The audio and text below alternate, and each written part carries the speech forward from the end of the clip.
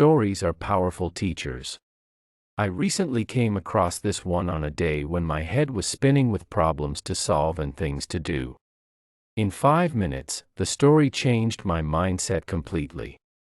It left me feeling inspired, clear-eyed, and reconnected with what matters. A group of alumni, who were very successful in their careers, decided to get together to visit their old university professor. After they all reunited, the conversation of the alumni soon turned into complaints about work, relationships, and life. Offering his guests coffee, the professor went to the kitchen and returned with a large pot of coffee and an assortment of cups, porcelain, plastic, glass, crystal, some plain-looking, some expensive, some exquisite, telling them to help themselves to the coffee. When all his old students had a cup of coffee in hand, they sat down together, and the professor said, "If you noticed, all the nice-looking expensive cups have been taken up, leaving behind the plain and cheap ones.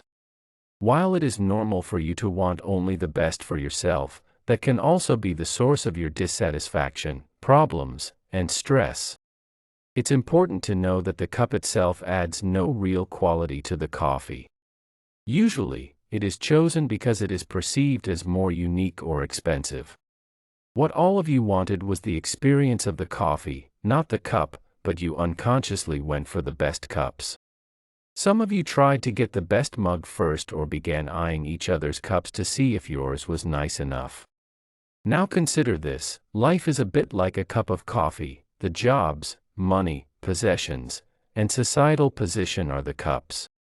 They are just tools and structures that contain or hold together the current story of your life, and the type of cup we have does not define nor change the quality of life we live.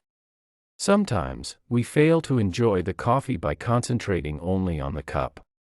Here is my advice: savor the coffee, not the cups.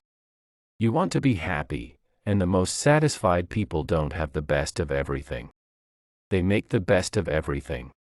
Its lesson will help you put things in perspective related to the benefits of meditation. But before we list the benefits, meditation lifts you and relieves your emotional and psychological load.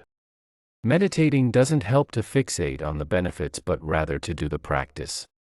Here are a few more reasons to practice mindfulness. Understand your pain.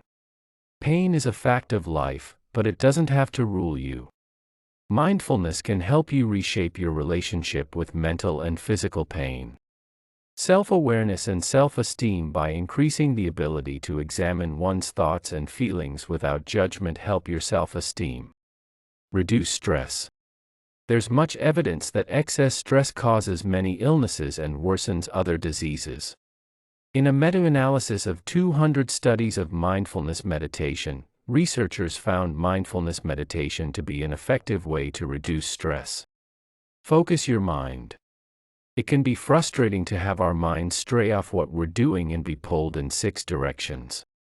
Meditation hones our innate ability to focus.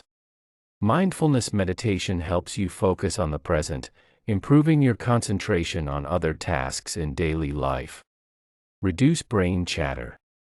The chattering voice in our head never seems to leave us alone. Isn't it time we gave it a little break? Manage anxiety or depression. Mindfulness meditation helps train your mind to focus on the present, making you less likely to ruminate on anxious thoughts that can fuel depression.